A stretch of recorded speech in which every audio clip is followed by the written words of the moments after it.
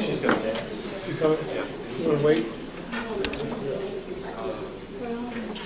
No? Okay. Okay, go ahead, go. Went for a bike ride past her house. She was out sitting on her porch reading her packet. Well, maybe she decided not to. Here she is. Here she is. Hey, Here she is. I'm back on the road. I've been out 3 days in a row. It's a little, the streets are kind of barren in 4:30. Yes, that's why our ears are burning, but we were protected. Yes, Jen? we said we can't start until Jen starts. Are you ready? I'm going to call this meeting to order. Please stand for the flag salute. Jen, would you like to lead the flag salute? I pledge allegiance to the flag of the United States of America and to the republic for which it stands, one nation, under God, indivisible, with liberty and justice for all.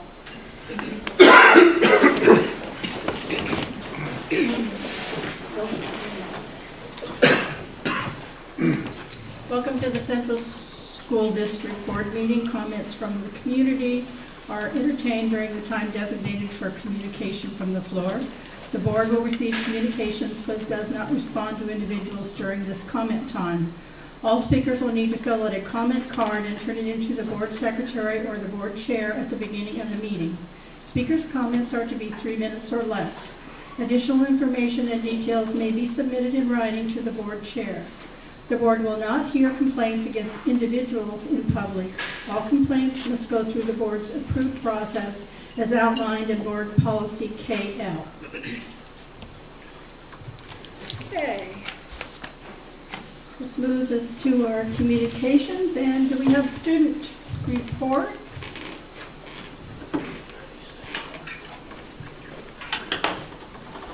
All right. We have been pretty busy at our school this past month and upcoming month. One thing we recently had was we had a Navy recruiting band come to our school, and they performed for us, and a lot of the students there got to see that, and it was a lot of fun for everyone. Some things that we have going on in FFA at our school is on March 4th, they had the district convention, and in the farm business management test, they took 6th place overall. And on March 6th, they had a Lynn Benton Community College welding competition, and we had 2 students place in that. Jesse Stender placed 1st place in welding, and Justin Harry placed 4th place in general skills. And on March 21st through 24th, they had 25 students go to the state convention, and they placed 1st out of 100 chapters in the state convention, so did very well on that. And some things that we have coming up is this week we have both a choir and a band festival, so we'll be competing against the other schools that are in our district for that. We also have a track meet tomorrow home at our school at 4 o'clock. And one of the biggest things that we've been planning for is Spring Fling Week, and that is leading up to our Mr. and Miss Central pageant on April 19th at 7 o'clock. And Spring Fling Week this year, the theme is Hunger Games, so we have a lot of fun evening activities planned for that. We have the Amazing Race, 3-on-3 volleyball, Bigger and Better game that we're doing, and that's all leading up to, like I said, the pageant. And then we have prom the week after that. So, is there any questions? No? Okay, well, thank you. Thank you.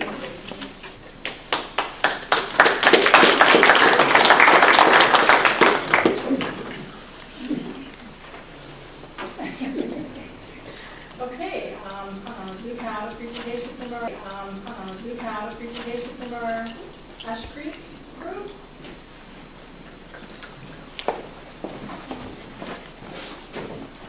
My name is Brian Ross, and I'm a student teaching in Sean Beam's 5th grade class. And it is my honor to present to you guys some students who are here to talk about our service learning project we're doing. Take it away, guys.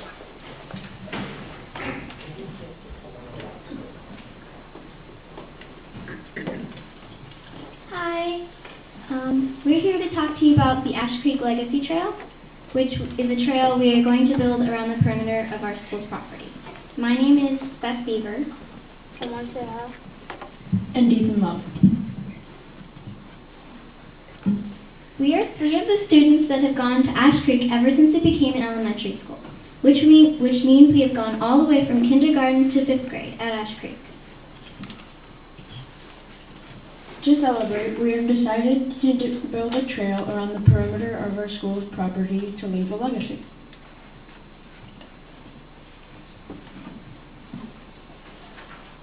This will also help our community by giving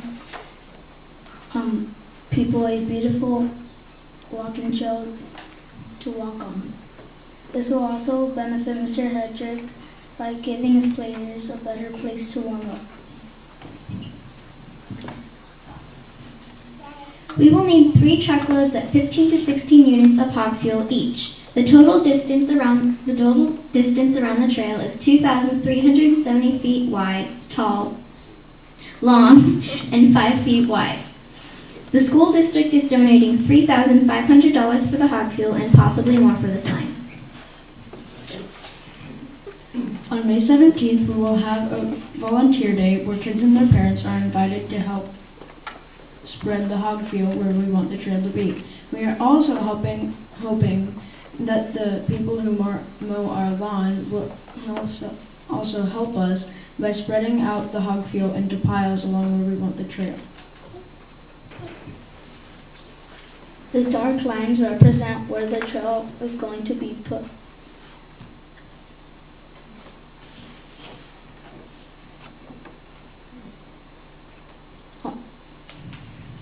There are pictures of where the trail is going to be. We are planning to have a sign built by Service Graphics and Central High School's Metal Shop students. The left picture is what the sign design might look like. The right picture is a sketch of how the sign will be built. The sign will be built on the southwest corner of the trail. A couple of people have already walked along where we want the trail to be and have seen a lot of wildlife, including wild rabbits, blue herons, and eagles. We have not seen any, but we also know that there are also nutrients out there too. We are also asking Mr. Neville to build us a metal bench and possibly a concrete picnic table. Thank you for letting us come. We hope for your endorsement on this project. Here's a little video we put together that tells you a little bit more about the trail.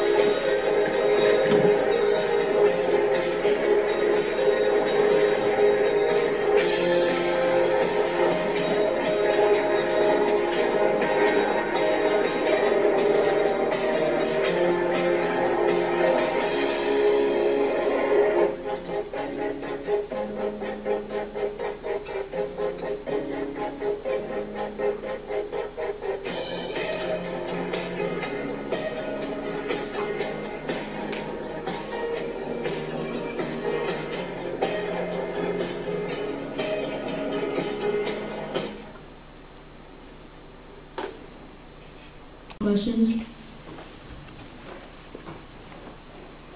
I do. Did you get to choose some of the pictures when you put that video together? Yes, but it was a different group of students from our class that put it together. Great. Is this going to be open, this thing works? Is this going to be open to the community to help spread the hog fuel?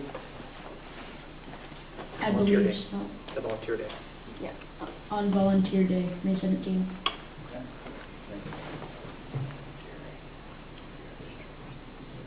came up with the idea of doing this? I believe our teacher, Mr. Beam. Mr. Neville was talking to me. Sorry, what was the question? Whose idea was it? Whose great idea was this? Well, this is a dream actually that I've had since we opened Ash Creek 12 years ago. And I actually have to give a lot of credit to Mr. Ross, our student teacher, because he said, I need to do some sort of a service learning project. And I said, I've kind of had this dream. And he said, let's do it. And I said, well, I don't know if we can pull it off in a few months. And he said, no, let's do this. And he just kept pushing and pushing and pushing. And this has become very much a reality for us. We've everybody that we've talked to and every step we've taken has just been met with wide open doors. So this has come much faster than we could have ever expected. And it's very exciting. The kids, I'm tremendously proud of the kids and all the work they put into this, and writing letters. You saw the letter from the kids. That's just this group. We had 9 other committees that wrote to different other stakeholders, including companies, the superintendent, business manager, and so on. So they put a lot of work into this, and looking forward to it happening in the next month and a half. Let's see the gentleman. Yeah, since I know a little bit about this project, you guys want to tell us a little bit more about how you've talked, or some of your peers have talked to our maintenance department, and is this going to help our maintenance of some of the fields or make it harder? Yes, I can't exactly explain it, but I'm sure that Mr. Beam can. No, that's fine. We, in talking to Mike Chorak, who does all the grounds maintenance in the district, when I pitched this idea to him, he actually said, doing this will help us. Because we have a tree line, for instance, between our fields. And he said if we put the trail along the tree line and incorporate the tree line with the hog field, actually will save them mowing because they won't have to mow between the trees. And then also with Mr. Hedrick, we are incorporating, if you notice the map, there's a part of the trail that curves the same shape as the softball field, and so that will give them the definite back line to the softball field that the high school uses. And so there's a couple benefits that benefit other groups besides just us and the local community around our school. Anyone else? No? Thank you so much for coming and presenting, and for you all having such a great idea, and for working so hard to make it happen. Mary Jensen. I have one comment. The animals are interesting to watch and see, but I hope that you're also aware of the native plants that might be there and able to recognize some of those and their uses. Great, thank you. This is probably more for your teachers, since he could probably do the research on it, but you talk about wetlands on the back piece of the property, and if you develop some wetland stuff, there might be a site from the state where you can do like a station where the animals get feed and seed and stuff like that, and they'll help pay for that station. Right, through grant work and those kinds of things, yeah. Yeah, that's something that we can definitely explore in the future. I've had some thought about some of those things as well. I think we're gonna do the trail, and then I think another easy legacy piece for kids for different classes in the future would be to do some of those things. So have you guys seen the bald eagle out there? I have. Have you? Yeah. They fly routinely between Willamette, and they stop in the tree on my street, which is just off of Gun Club, and then they take off and go your way. Yeah. But they are huge. Yep. I just think this is a wonderful thing, and I think the board as a whole would say not only do we support this, but I would say unanimously we really endorse this project, not only in your beginning it this year, but as you just indicated, that this is something that you can continue to work on in the future as other classes come through. Yeah. Thank you. Thank you very much. You guys.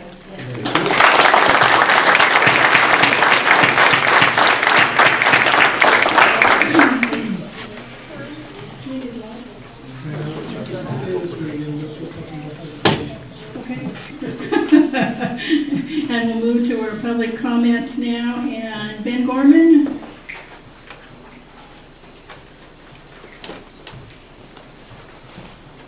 Great, I have to follow those guys. You guys did a really, really good job. I'm not that well spoken or that well prepared. So I just want to talk to you a little bit about the Community Health Center that is being discussed and speak to it from the perspective of the CEA and of the teachers. Our initial concern was, is this something that the district is going to be on the hook for in the future? Is this going to be a huge financial burden? And I've discussed this with the folks, and they've really allayed my fears. And I think that's a really valid concern, and I'm glad you guys are crunching the numbers and thinking about that. But the other portion is, do we have the need? And that's where I can speak to that, and the teachers have communicated with me to communicate with you about the desperate need that our community has for some kind of health facility. We have a lot of students who are traveling, enough of a distance that they're missing class time. And from a teacher's perspective, if we have students who are saying, I can't be in school today because maybe I don't have a health need, but I need to translate for my family, and so we're going to go to Dallas today and I'm not going to be in your classroom, that becomes a real educational concern. And we have seen that in a dramatic way. One of the other things we've noticed is that, and there's a lot of good research to back this up, if people don't have close access to mental health services, they say, well, it's just mental health, I guess I won't get that care. And so the more we can get mental health services close to our students, the more likely they are to make use of that. And then the last thing that is a big concern to us, especially at the high school level, is our teen pregnancy rate. And we have heard from folks in the community, I know you've heard before, that this is Maybury, and we don't like to talk about that kind of thing, and that's a little scary to us. But Maybury has 119 moms, and only 17 of them can go to high school because they don't have the facilities they need. And so Maybury needs to wake up a little bit and recognize that there are kids in this community whose parents aren't having those conversations with them. And we would much prefer as teachers that they talk to doctors than to each other. Because the kids don't necessarily have those answers. So this is something that this community really could benefit from, and our kids could benefit from, and from an educational perspective, it gets our kids, whether they are teen moms, whether they're folks with mental health needs, or whether they are kids who otherwise would be translating, it gets them into our classrooms, which is where they belong. Thanks.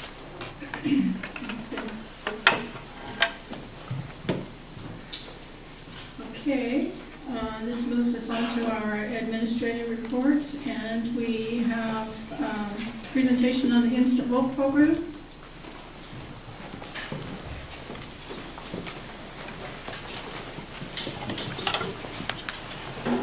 Good evening. My name is Shane Cyphers, and I'm a counselor at Central High School. If you don't know me, this is my colleague, Rebecca Norvett. And we wanted to share information about the Instant Wolf program, first annual at Central High School. If you don't know what that is, basically we work in conjunction with Western to gather students that sign up their data in terms of their transcripts, SAT or ACT scores, and any other relevant data that pertains to their admission. And then Western will come to Central High School and meet with those students with an admissions counselor on site and give those kids an answer of whether they've been admitted to school or not. So it's a good program because it really adds that personal touch. In regard to the numbers this year, this is really exciting. Straight from the desk of Rob Fittner, Director of Admissions. He said, I am pleased to share that 49 Central High School seniors participated in the Western Oregon University Instant Wolf event. 41 students were offered admission. 3 were referred to the Comprehensive Admission Review Committee, or Special Admissions, and 5 were not offered admission for fall term. Central High School's partnership with Western Oregon University was the largest of the instant event programs in Oregon. The second largest Instant Wolf event was Glencoe High School in Hillsboro with 30 applicants. That means we'll be in by 19. Not that we're competing. Not that we're competing. Mr. Mitchell. But if we were. The one thing I want to point out is that for those students in the student body, 41 that got admitted, that's a huge swath through our student body. When you look at the total number of seniors, which was this year about 210, roughly.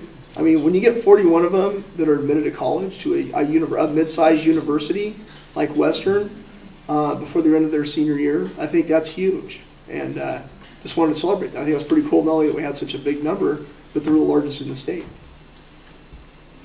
And I was just going to add, of those 41, many of those were students who would not necessarily have applied without that assistance, without the personal sit down.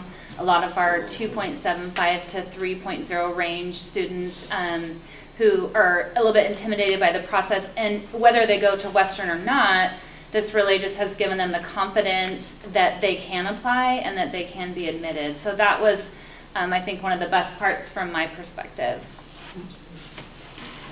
Any questions? You said this is the first year we've done this? Correct. But it's not the first year Western has had the program, is that correct? That's correct. Yeah. Does any piece of the process include financial aid application, or is that a separate piece after they've been admitted? That's a separate piece. However, I will like to state that we've already done, starting in September, I go in and do a general presentation about where you should be in the process of preparing for your senior year without going into a whole lot of detail. Then October, I follow up with On to the Future, which is post-secondary planning. And then in November, I do financial aid, and then that culminates in December with financial aid night. And it's actually Western comes and helps us with that night, and they speak to financial aid in general, not just about Western, but they are the experts since it's people from the financial aid office. That's a good point. Madam Chair and board members, I'd like to salute the high school and both Becky and Shane.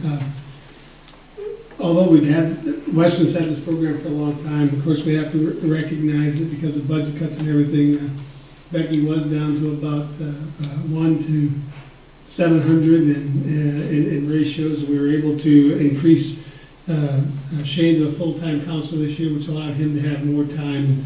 They had more time, but they've done a great job, and I think that we'd be remiss if we didn't acknowledge how important their role is and the counselor's role at the high school in our students being successful. So I think we should salute them as well as our students. Thank you. Thank you both.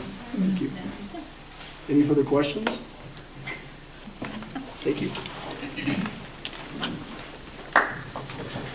Okay, this moves us to our school-based health center monthly report. You're happy with that? Yeah. Let me start. This way? This way? This way?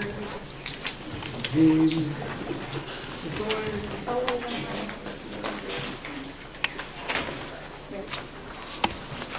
My hockey's on up there. What's the whole screen?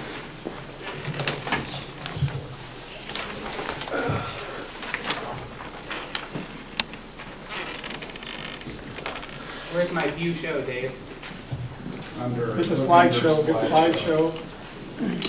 You guys have the new windows. From beginning, I'm not there used you to go. this. Well, good evening. My name is Dave Kyle, and I will just for the record say my last name is spelled Guile. I noticed in your minutes from the last time it was misspelled in a couple of places, so if anybody's looking for me, that way they can get to me. And by the way, those students did a great job in their presentation. Being a former school principal, to watch that, when my heart was just going right out to those kids. They did a great job. So you have a lot to be proud of. Well, we're thankful for the opportunity to continue the conversation tonight about the school-based health center that Central School District may decide to sponsor. If Brent will go to the next slide, we're not going to spend a lot of time tonight on the background information that you got last time. I just want to touch real briefly on the key points. Really, the premise of these school-based health centers is that student wellness and, in fact, their academic achievement really gets negatively impacted in communities where there aren't enough providers, or there's long wait to get appointments, or they just, they don't go to the appointments. And Mr. Gorman was right when he talked about mental health being one of the areas that Students and families tend to dismiss if it's hard to get that kind of service. And these centers provide a promise that those issues get addressed by having care very close by and making sure those students can get into that care in a quick way. And if that happens, then not only are they getting healthier, but you're reducing risk factors and improving their opportunity for student success in school. And I've listed up here for you really what the 3 essential goals would be for a health center here. Really to promote the wellness, not only for the children, but nationally the data suggests that family health improves as well. And of course, one of the decisions you would need to make as a board is whether or not you would want to open the center to more broader group than just the students. And when Stacy talks tonight about the business plan, she'll show you how with the planning committee we've kind of formatted how that might occur. Obviously getting better access to all kinds of services and again to reduce those risk factors for students. And then on the next slide, just to briefly touch on the survey data, the highest priorities in terms of what services would be used. You'll notice that the physical and sports exams was by far the top one. But care, that kind of triage care for minor illness and injury. Just last week, my daughter, one of my 4 daughters, who has a 5-year-old attending school in a different school district, she ended up with complaining of her ear hurting, which in our family means she probably has an ear infection. Called her local doctor, found out she probably couldn't get in that day, decided to go to the urgent care and ended up spending 4 hours in urgent care. And if you've ever had a little one with the ear infection, you know what that's like. And I talked to her later that night. She said, how come my school doesn't have a school-based health center? And I said, well, they probably haven't applied for one. But in any case, having that kind of service available is great. We've put a few slides up here. These are actually from a couple of the centers that we visited. And really what they are like a very modern, small doctor's clinic. Usually 1 or 2 exam rooms. In our plan, we're planning for at least 2, potentially 3 exam rooms. But a nice reception area, a place for a counseling room and those kinds of things. But pretty typical of what you would see in a small doctor's clinic, but obviously brand new and very modern.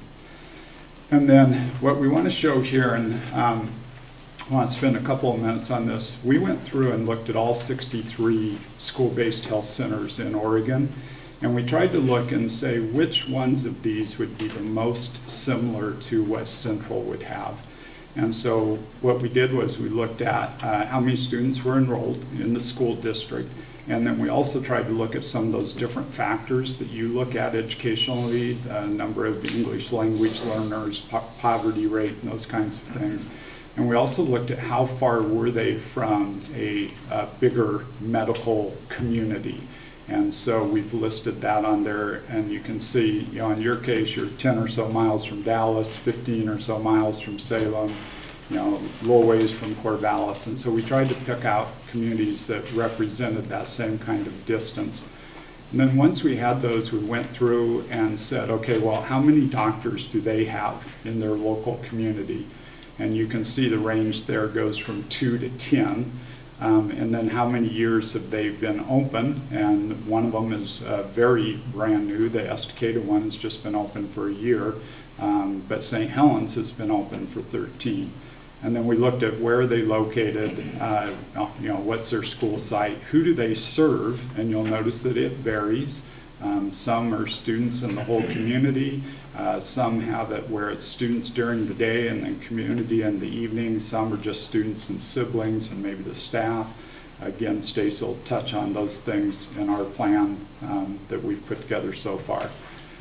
Some of them do pre-register students and some do not. One of the interesting ones there was Eagle Point, where they have an opt-in and an opt-out provision in theirs, and they have 60% who opted in this year, 1% who opted out, and then 39% just didn't do anything. So that 39% then they could, with their parents' permission, go ahead and access the center. So what we tried to used this data for then was Stacy followed up with each of these to find out how many patient encounters they were having per day. And we used that data then to build out the business plan to be able to say, okay, would this thing generate enough revenue so it will become self-sustaining? And what we've discovered in all of them is that typically the first year, none of them are self-sustaining. Mostly they run a deficit and the medical sponsor has to cover that deficit. And then sometime in year 2 or year 3, they get into the black, and from that point on, they seem to be fine. So Stacy's going to go ahead and walk you through the business plan concepts, and she's right here. Thank you. So this first slide that you're looking at here, this is talking about, what we wanted to illustrate is as we have started exploring different partnerships in the community, something has come together here with other partners that are not necessarily required of a school-based health center, that have seen the value of co-locating their services in your community. And so this slide really illustrates that. These services on this slide are in-kind services that would be provided by each of these entities that would not be covered through grant services or through Central School District. So what I mean by that, for example, mental health, in meetings with them, Polk County Mental Health, has agreed that part of what they want to contribute to this partnership is that they are willing to put a staff person 1 day per week the first year and grow that hopefully to 2 days per week. So one thing that I wanted to kind of take just a moment and step back, as we've heard a couple times tonight from, I believe it was Mr. Gorman, and then Dave re-emphasized that around mental health services. This mental health services that we're talking about on this slide will enhance what is already in place in the schools. This is not removing them from the schools with your school-based mental health therapy program. This is a separate program that would provide therapy in a clinical setting that sometimes isn't appropriate to have in a school setting. And then secondly, we talked about access. And one thing that I can share as far as we're looking at data, the number of youth that are in the 97351 and 97361 zip code, of those youth that are OHP eligible, only 6% of them are open to Polk County Mental Health, meaning that they go to services in Dallas. Secondly, when we talk about access, transportation in Polk County Mental Health's client satisfaction survey is one of the #1 barriers that clients in their program cite as a reason to continue service or to opt in to participate in mental health services. So I just thought I would kind of toss that out. I wasn't planning that on this slide, but it seemed like a good time. So going through, Brent's faster. Either he wants me to talk faster or, so dental services, we're looking at 1 day per week. And Capital Dental is the sponsor that has agreed to provide those services. Prevention services are services that, again, provided through the county, and those include prevention and education in a variety of areas, including alcohol, tobacco, and other drugs, as well as prevention work around supporting healthy communities, specifically in the Monmouth Independence area. And then lastly, kind of goes hand in hand with mental health, but addiction, which is also a part of the mental health program, has agreed to provide a addictions counselor to the district over in the school-based health center 1 day per week.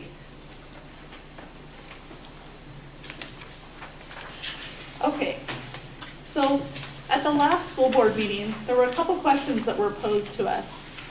And so I kind of consider this slide of representing how many visits does it take to break even. So there are a couple assumptions that we made, and this is specifically an example for physical health, not mental health or any of those services on the previous slide, so just physical health. So the first thing as far as assumptions, we are working off of a population of 0 to 18-year-olds. And the reason why we chose that population to start working from is there in the data, that population represents around 6% of those children and students that are non-covered through either OHP or private health insurance. So it's a rather stable group as far as coverage, and that helps you to get a baseline of what it would take to break even. The second thing that we did is we based an assumption on a 10-month period of time to align with the school calendar. And the reason why we did this is because in our visits and conversations with other school-based health centers, they see a tremendous decline in the summer months as far as usage. That's not to say that that isn't something we can look at in the future as far as whether or not that makes sense for this area and if it's different, but it just gives us a starting point. The other thing in this slide is there are no write-off amounts that we have included, but we'll have a subsequent slide that will allow for some of those numbers. And this is only taking in staffing personnel costs and contrasting that against encounter data, so what we bill and what we can achieve through an appointment.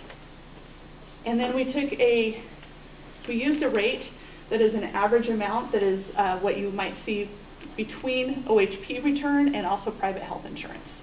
So that's the numbers that we use to walk this through and develop this. So you can see in year one that we're looking at operating the clinic 5 days a week. It actually breaks down to 6-hour days. 3 days a week. Oh, sorry, excuse me. I fast forwarded. We're going full steam ahead, as Brent would like. Sorry, 3 days a week, 6 hours a day. And again, we're making some assumptions on, I think we said 0 to 19. Basically, that's a flexible number as far as age group, and as I already explained why we chose that group to work the data from. And possibly considering adding WU students. We've, in conversations and survey data, it's been reflected that they're having some access issues with long time waits to get into to see the doctor at their clinic on site. So that encounters per day, that number of 6.3 is an odd number, and the reason why that is because in the first year we kind of treated this as a ramp up here. So months 1 through 5, we used a rate of 4 encounters for those first 5 months per day, and then subsequently 8 encounters a day for the second half of the school year. You can see that the staffing amount employs the nurse practitioner, a medical assistant / receptionist, and also a clinic coordinator for the medical assistant and the nurse practitioner are 20 hours a week, and the clinic coordinator is 12 hours a week. So as Dave already mentioned, what you see across the board when you look at school-based health centers is that first year, they don't break even. Now again, this does not include any dollars for grants or the state dollar amount. This is just taking the cost of FTE and benefits, contrasting it against encounter data, what we could bill for. So then stepping up to year 2, you see that we could have the possibility of, we factored in adding an additional day and also increasing the length of time in the day and adding potentially, this is also a possibility of families of school children. And we also factored an increase in the number of encounters per day, and with the staffing ratio that is reflected in this slide. That year 2, we have the potential. That's the point where we look at possibly not only breaking even, but maybe having a little cushion. And then year 3 rolls into increasing, because we're anticipating having the encounters per day increase, and so that's where you see that tremendous shift in the amount of revenue to staffing costs. Any questions on that slide? On your numbers there, is that reflecting just salaries, or does that reflect the cost of electricity and running the center and all those things? What is reflected in this is salary and benefits. Okay.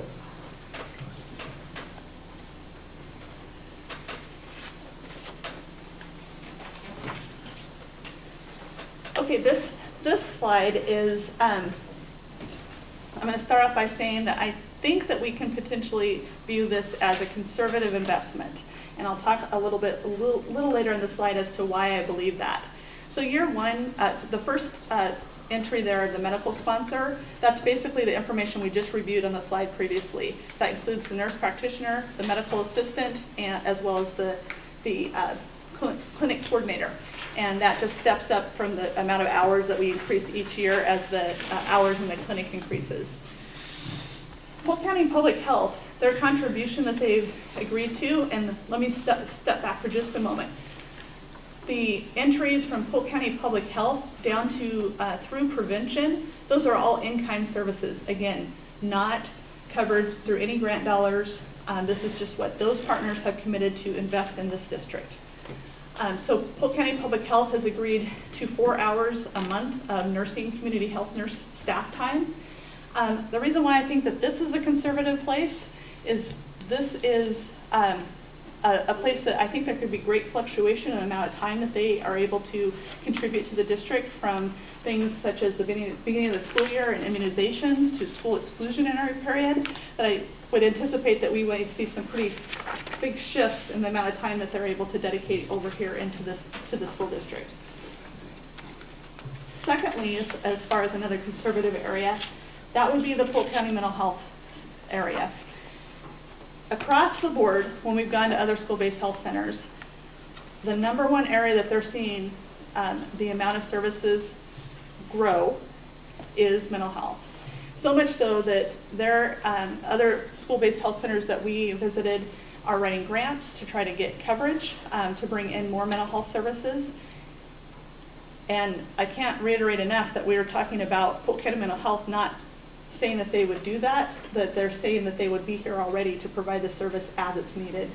So we're looking at a situation where they're saying to us, if the services are there, we're going to be there to provide that for you. So again, we started out with year one of 1 day per week, and then year two, increasing that to 3, and then 4 days per week in year 3. So I believe, and in conversations with the director of mental health, that they think that's pretty conservative. And again, I would go back to right now in Polk County Mental Health, the number of open cases, children in service, and at the Dallas Clinic is 6% of those that are on OHP. So I think that there's a tremendous amount of room for growth there. So we may see that reflect differently. The other piece that I think that we may be potentially pretty conservative is dental services.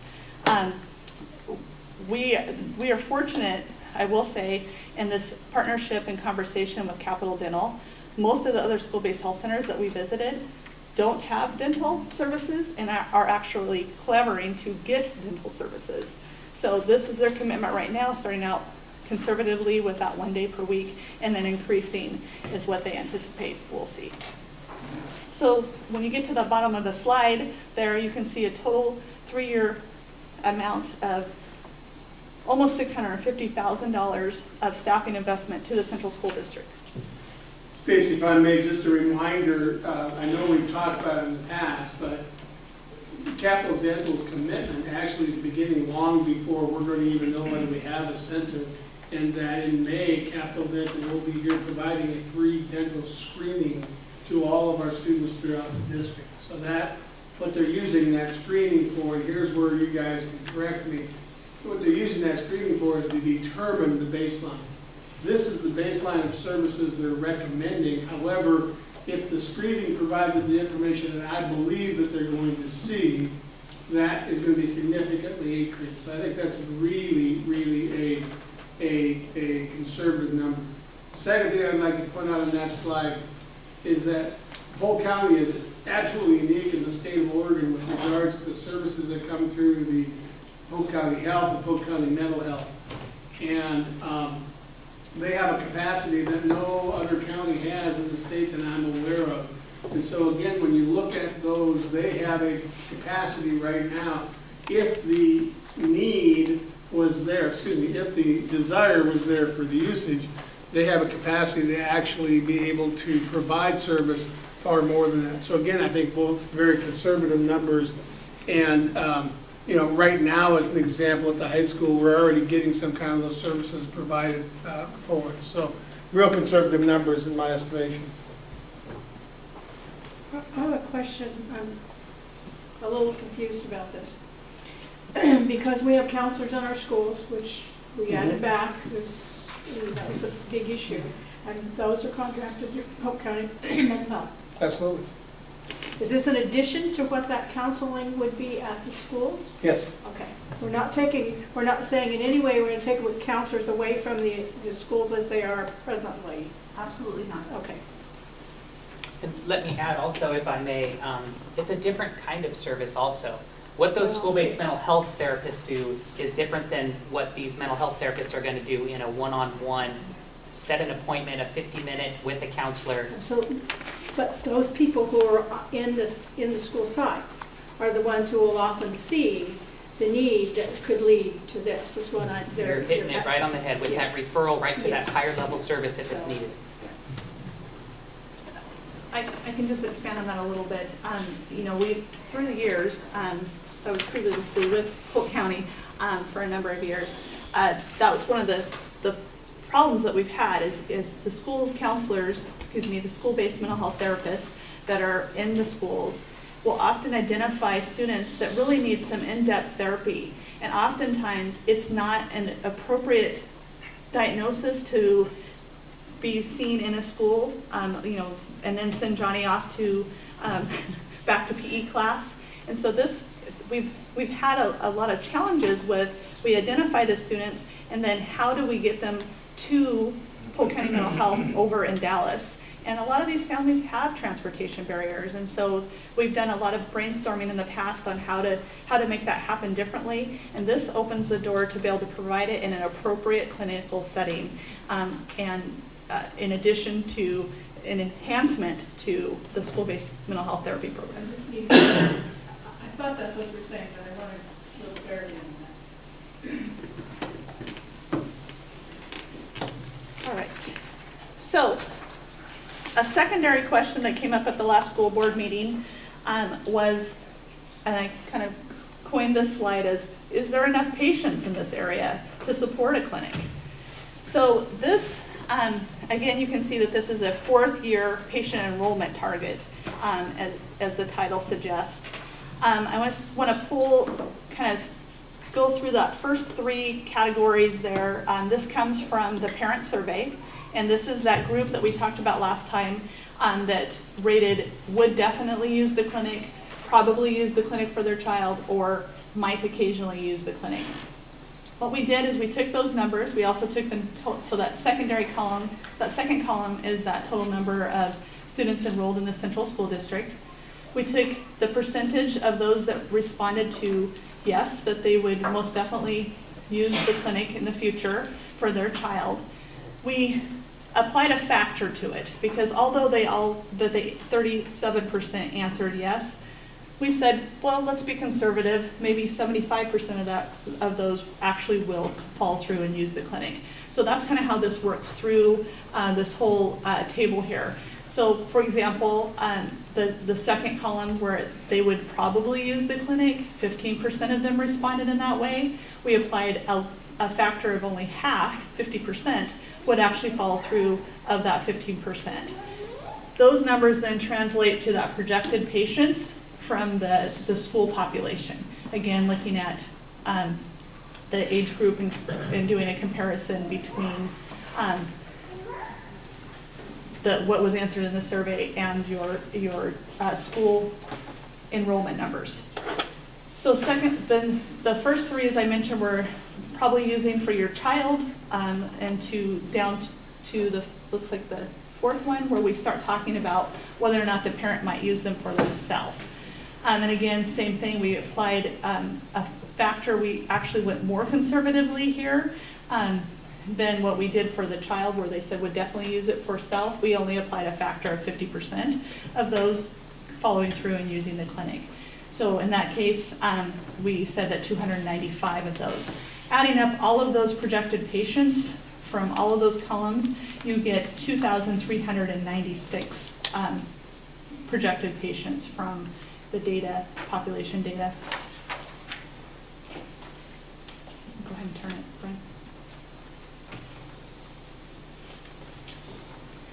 So then we applied, we took that information and we then translated it to encounters and how many encounters per year, and broke that down to how many encounters per day, and then translated that into revenue. And we did that for each of the categories so you could get an idea of what revenue would be generated.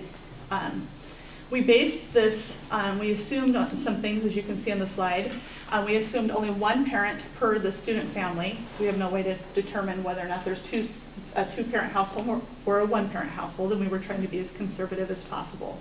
This is also the slide where we, as I alluded to earlier in the process of the presentation, that we would include some write-off numbers.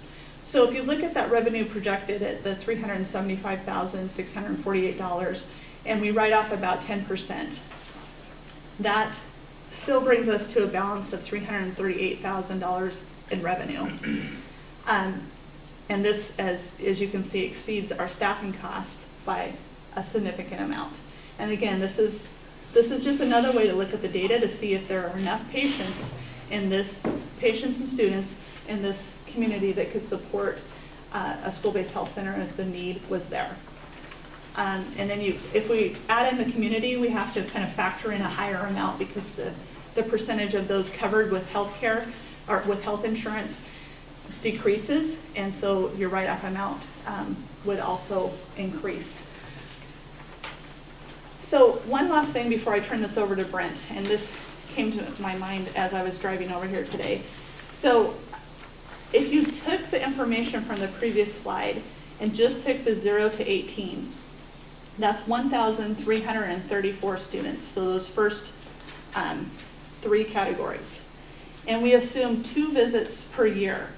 So each of those 1,300, with the factor applied, came to the clinic 2 times per year. That would be 2,668 encounters in a year. We just told you in year 3 with our conservative data that with 14 encounters per day on the physical health side, that translates to 1,960 encounters per year. So we're able to demonstrate that there are more patients that would use the clinic and have encounters per year than we actually have budgeted right now in our FTE amount. So I just thought it was another way to kind of look at the data and demonstrate the need. All right, before I move on, is there any questions about those slides? When you talk to the other clinics, you have the data here from what I would consider benchmarking. Did you get participation rates? And did you look at it from that standpoint, comparing it to how you modeled it here? We did. Some of the clinics, especially the long-standing clinics, have just started going to, moving to a model of billing. So the data has been difficult to achieve from them. But we did look at averages and looked at, now I will say that in some ways of starting out at 4 visits per day is that in that area we may be a little lofty, but then it depends on who we ask here. Some clinics, they hit that right out of the gate. Some clinics, it took them a year to get to that. Because of the partnerships and because of the co-location and the number of services that we were looking at bringing into the clinic, I think that we should be able to hit that in a reasonable period of time. Yeah. Let me add just a little bit to that as well. One of the things we tried to look at was how many encounters per hour, because all these clinics operate different number of hours and different number of days. And so as we were asking these questions and they were sending us some of their reports, and like Stacy said, it's not all apples to apples, so it wasn't easy to extrapolate some of this. But when we looked at that first year range of encounters per hour, the range was 0.72 up to 1.25, which kind of gave us a range, if you've got a 6-hour clinic, and we ended up landing on about 1.04, which was kind of right in the mid of that range that we had heard in encounters per hour. So is this perfect data? No, it's not. We did ask, how many typical encounters per patient do you have? And the average ended up being about 2. They'd have a physical, and once during the year they went for a well-child check, or they went to get their shots, or whatever the other coding was. The other thing is, and Stacy mentioned this, the ones that have been long-standing, they're also in this big change to the electronic medical records system, and so they're dealing with their old paper copies and making this transition as well. So I wish the data was tighter than it is. That's part of the reason we tried to go fairly conservative on these encounters. The other thing we know in this process, though, and Steve, it kind of gets to the question that you asked about,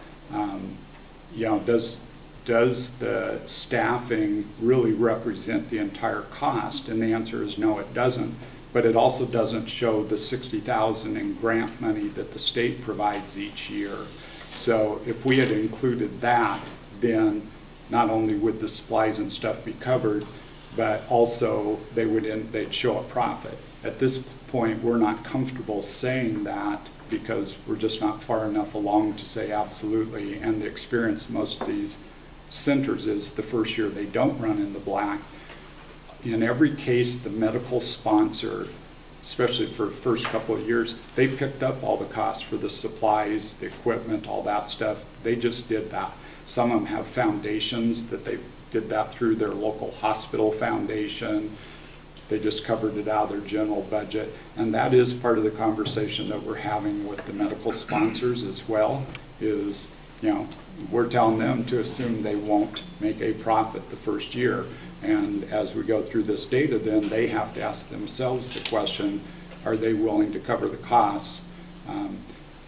The main issue that we're trying to get to is it sustainable down the road? And based on the information that we have so far, it appears that it is, because there's enough need that it can develop a patient base that it'll generate enough revenue to make this work. So why don't I turn it over to Brent, he can talk about the big picture. Sure, and again, for the record, it's Brent for Polk County. The department I manage is called Family and Community Outreach, and we're responsible for helping see if this is feasible and do the planning part of this. As I've listened to the presentation so far, one of the things I want to bring to the forefront is, have you noticed so far that there aren't any dollars from Central School District in any of these budgets so far? And when I've talked to some of you individually, members of the Teachers Association and different folks in the community, one of the biggest concerns is, so how much is Central going to have to pay? And how about 3 years from now, when nobody's coming to this? Are we going to have to choose between teachers and this health center?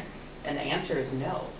If the health center doesn't succeed, the burden and the majority of that responsibility is on the medical sponsor and how well they provided the services and the other community partners.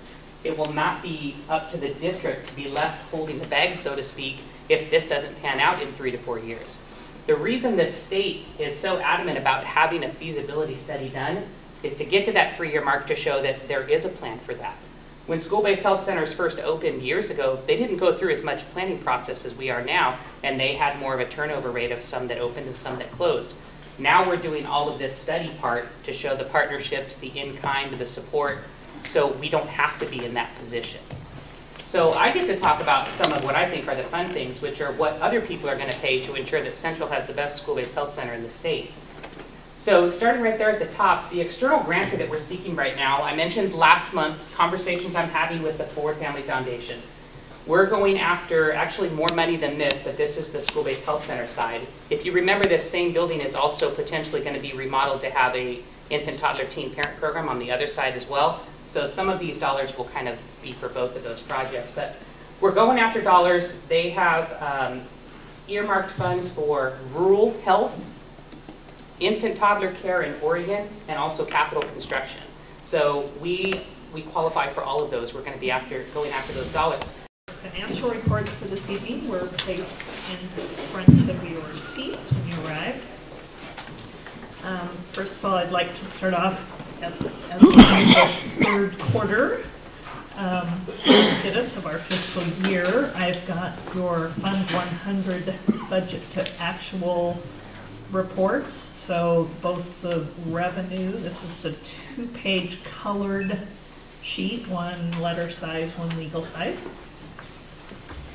And again, basically just managing our actual, not including our encumbrances and projected expenses that yet to hit through the end of the year. Nothing particularly worrisome, troublesome, or anything particular of note. Our revenue is coming in as anticipated, with sort of the one major chunk left that is an unknown at this point is the adjustment for the 12-13 school year, what we call the look back. And that will include not only adjustments to our state school fund based on ADM, but that also includes our high cost disability grant based on the excess cost students that we had in our special education programs for 12-13. So that ranges, right? That, you know, they start sending an estimate in March, and then one in April, and then one in May, and in May they finally pay you. And in that period of time last year, that ranged from them taking away $50,000 to them giving us $400,000. So it's hard to say exactly where that will land, but that's the only revenue piece that is has us kind of on the edge of our seats. Although it looks, I'm guessing it will be positive at this point. I don't see any way for it to go negative. And then on the expense side, we should be at about 75% for most of our expenses, as we're at 3/4 of the way through the year.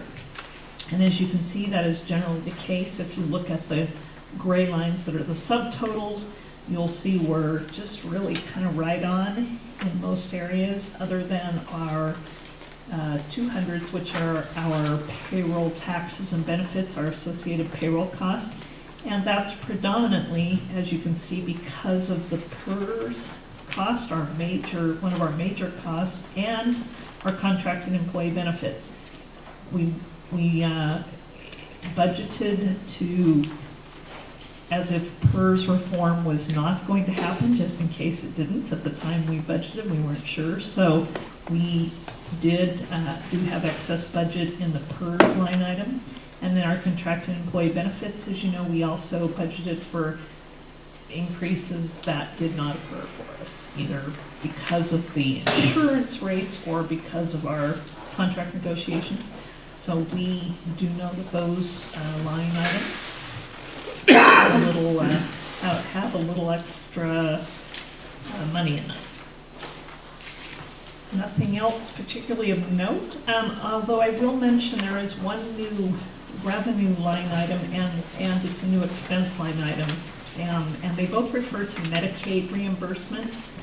We have, when we provide direct medical care to students, either through our own services, which we don't have our own nursing services, or if we contract out to provide direct medical care to students, we have signed up to receive the Medicare or Oregon Health Plan reimbursement for that care.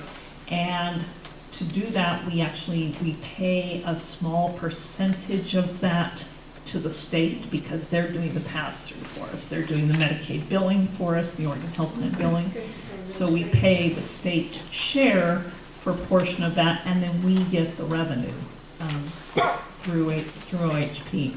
So those are new line items. We have not budgeted them. We've gotten all the paperwork in to begin that system this year. And we'll be talking about that at budget time, how that affects us. But currently that's bringing in some additional net revenue to us. The only other thing, which is, I guess, my transportation report, there's a new revenue line item. It's revenue 1941. And it has this extremely vague title of services provided. The title actually is services provided to other districts within the state. And you'll see realized revenue there of $22,204. That is actually from our transportation department. We have been approached by some small districts, currently Kings Valley Charter School and Western Mennonite School, are really unable to provide their own service for their school buses. And we have some excess capacity in that area, so we have taken on contracts to help keep those buses up to the standards of the Oregon Department of Education for maintenance, right? So that will show as additional revenue and potential another sort of enterprise area that we can help out some of these smaller communities around us that just can't provide that. Let me ask you a question on that. So it's coming in this case, through the transportation department. Does it reside then in their budget, or is it part of the bottom line for revenue and So can be used? it's part of the general fund revenue. Now, when we go to apply for reimbursement to the state for our 70% of our transportation costs that we reimburse, we do have to list that as transportation revenue because it's in their area, but it's still just general fund. Okay. It's not restricted. So we're doing this on a contract basis, so it's that's money we receive on the contract for the work. Right. And they take care of all the parts and everything, so that's not seen through our budget stuff? Yeah, good question. We are actually charging them a small upcharge on the parts. So we do provide them with we are charging an hourly amount and then a small upcharge on the parts. So we might see a little higher number on the expense side on parts. Correct, you will, yeah. They'll, if they, and again, it's general maintenance work, it's not major work, Right. so we're not gonna do their transmissions or anything. So, but there would be a small increase in the parts. Okay. Which is well being covered. And currently we are, it's within our capacity, so we're not having any incurred addition that out, I believe at $60 an hour for the labor charges. See on the, and maybe this is a question for Carlos, but right now, none of the, what I would call contingency funds have been spent. What's our sense about will they need to be? I mean, obviously the reserve is different, but operating, PERS, contingency, all those things, are we likely to need them? Are you talking about the capital reserve and the well, deferred maintenance. Deferred maintenance. Yeah, We spent some of that in regards to the air conditioning when the heater went out at MES, and we had some of those things there. We've currently covered them in the maintenance area, but as we move this summer, we're over and may take a look at that area. So we have used some of it, we just haven't booked it yet. We haven't quoted it here yet because we haven't maximized the maintenance budget yet. But that's targeted as potentially coming out there if we overrun the maintenance budget. And this may be a much longer discussion, but what are our thoughts on the contingency for curriculum? That area is still under reserve from my estimation, depending upon what we make choices. It would be nice if the state of Oregon would make their choices so that we could do it. They choose to not choose? They can't choose to not choose. We know that math is targeted for the 2015 school year as an adoption year, and so they should identify next year, and we'll go through that process. Language arts is occurring now. That we originally reserved for language arts, math, and science. We have dynamic needs, as you'll hear later, in some other areas as well. So if, like in language arts as an example, if 612 continues with the springboard adoption, that will free some of that up. But originally, when we went way back, we estimated we'd need about $1.2 million for curriculum. And I think now the $900,000 is realistic, but it will be spent over a period of time. And we continue to reserve for that because, of course, curriculum is a one-time shot. And once we spend it, it's gone. So we'll basically, as part of the budget discussion, we'll look at carrying some of that forward into next year. Yeah, we'll carry it all forward. Has there been a decision made on the old district office with what's going to be done with it? It's a discussion that we'll have probably next month. As we look, we have some recommendations, and we're waiting for some information of council that we've asked before we can refer it directly to the board. Council attorney, Stuart Nguyen has come up. Okay. The other thing that was on the table in front of you, and I'm sorry this did not make the agenda, but I was able to prepare our appropriations review. So the second thing that's there shows our 2013-14 appropriations. And I've mentioned all along that we have received sort of these grants, and expending them has exceeded the appropriation amount we had expended. So if you will look at that first page, the fund where we are showing a projected over expenditures in the grants, federal, state, and private, and that is primarily because of the after-school program. That was a $475,000 grant to us this year that was not budgeted for. And then we also had an opportunity to provide some community services out of our title grant. And so when that grant was written in August, because the federal grants don't start until October, there was some additional spending in the 3,000 function there, which is community services. So again, 1,000 instructional services, the 2,000s are support services, and the community services. So that appropriations report shows some projected over expenditures, and that does require a resolution budget transfer. Because these are specified grants, they are restricted grants, we are not required to go back to the full budget committee and prepare a supplemental budget. We are required, however, to do a board resolution to increase our appropriation because of those grants. And so if you'll notice that, and then the second page is actually the resolution. So that is an action item that we would need a motion to approve that resolution to accept and expend those funds. But I just wanted to know if anyone had any general questions about the appropriations first, and then we can review the transfer form. And I would remind the board that the reason that the grant was not budgeted for is it was post-budget. It was not granted until after the budget was approved. And that's a typical cyclical problem. Yes. Yes. Well, it's particularly with the federal grants again, because those happen in October, but even this, OD was rushing to get those after-school program grants out. Didn't quite make it in time for us to get it into the regular budget. So, if there are no questions about the first page. It's right here, right? Yes. The same thing? Yeah, this is the one we'll sign. Okay.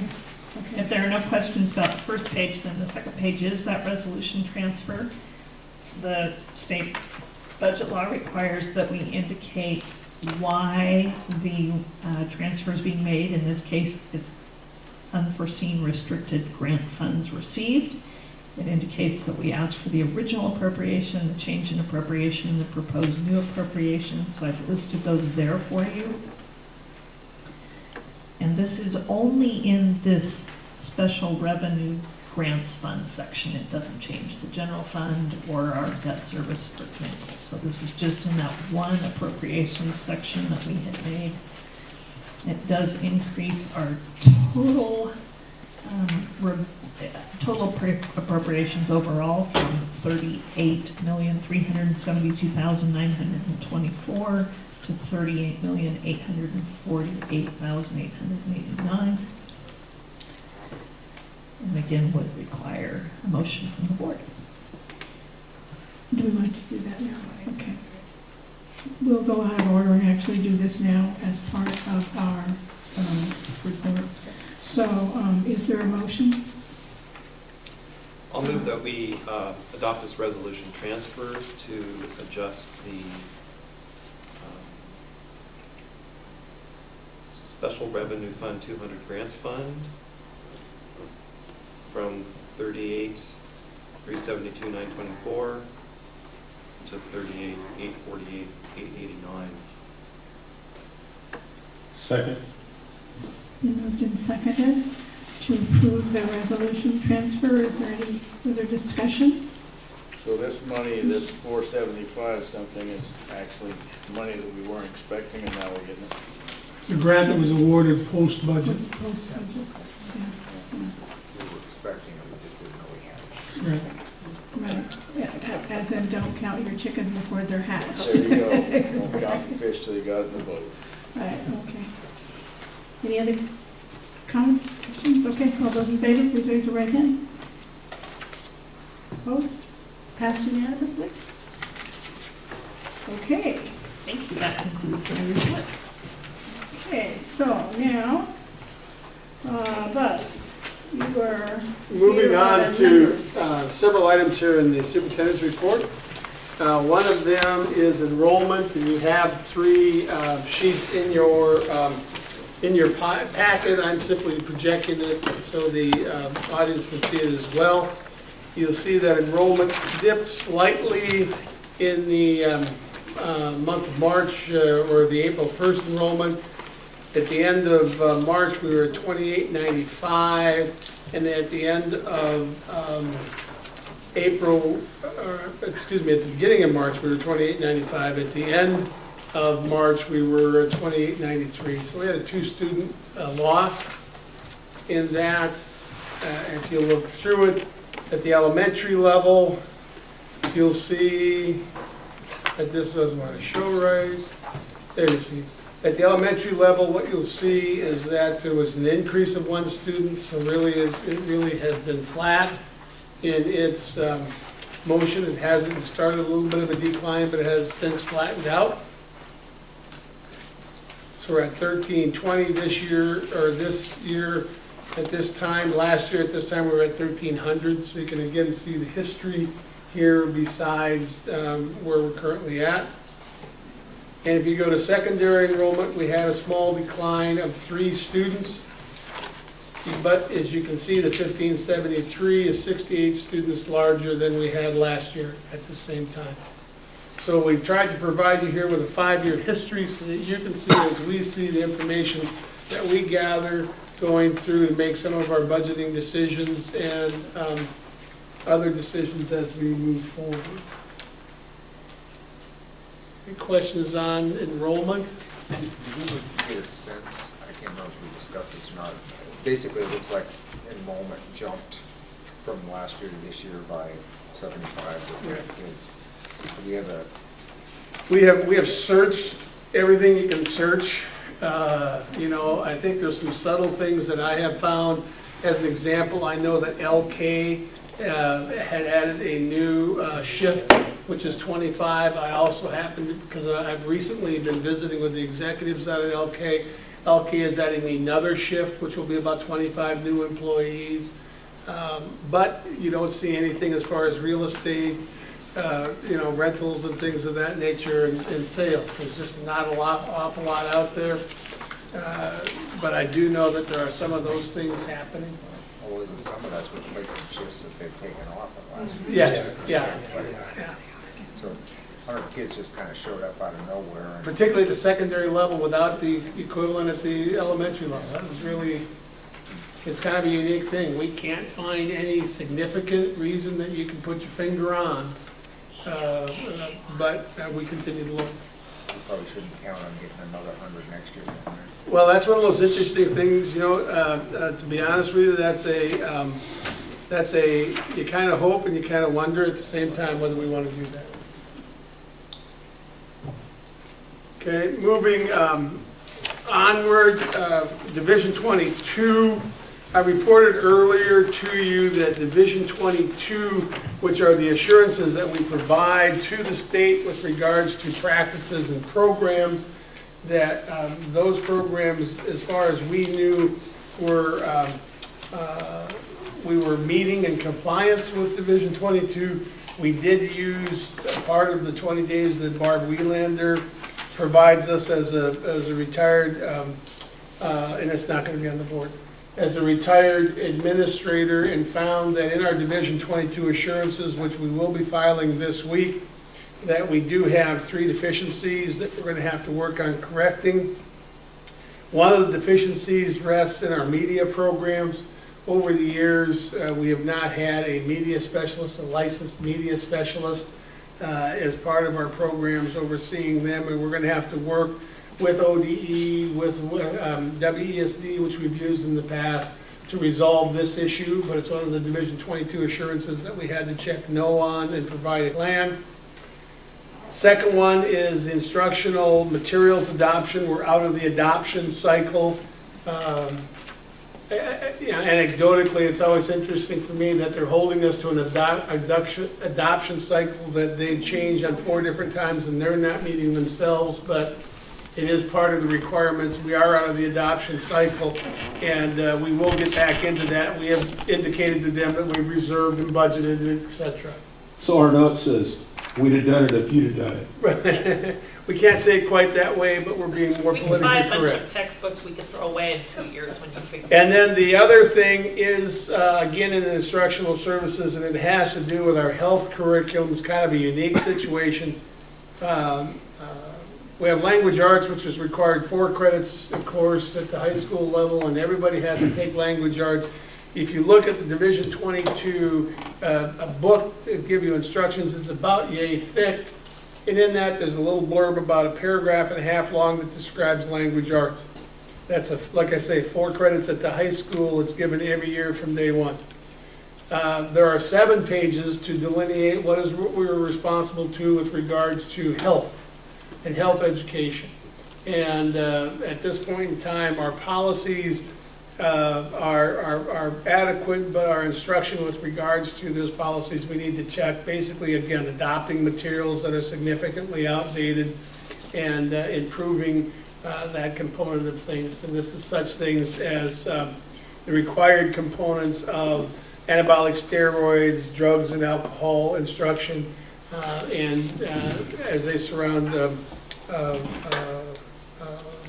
sexual components that are built into the laws that we have to comply with. So it's just a materials item that we will be looking to adopt. And so when you were asking earlier about that $900,000 and what we're going to do with it, you know, our hope would be that if in fact we can reduce our out costs on language arts, that we'll be able to add some health curriculum to that as well, which is certainly a need. And again, we're addressing that. So other than that, we have in fact completed that, and we will be uploading it. And it is a requirement of the law that we acknowledge that at a board meeting, and that I answer any questions with regards to that from you. When we have a noted deficiency, do they give us a timeline by which we have to correct that deficiency? Every year you do your Division 22 assurances. Right. And so what we have acknowledged to them is that we'll be working on it, we'll be consulting with them as to how to resolve it, and we'll either determine and have that resolution prepared for next year's information, or we'll be working with them in either case. So the answer is we don't have to do anything for the beginning of next year? We may have to in some of the areas, but if it's not available, we don't have to. We don't have to make a poor decision just for the sake of making a decision. So what does a media specialist do in today's environment? Library. Library. My question still stands. It's part of the law. Check out the iPads. What? It's part of the law. Yeah, I understand. That's our compliance component. So, I mean, I'm sort of extending this out, but does that mean that we would hire somebody to do something that doesn't need to be done? I think most likely what we'll end up doing is contracting for a service of an oversight service to make sure that our libraries and our library technicians, our media technicians are in compliance with what they're supposed to be doing and what we're requesting. Okay. What he said. Yeah. Can we take about a 2-minute break? The old man needs a 2-minute break. We may. Sure. We may. Thanks. We have a 2-minute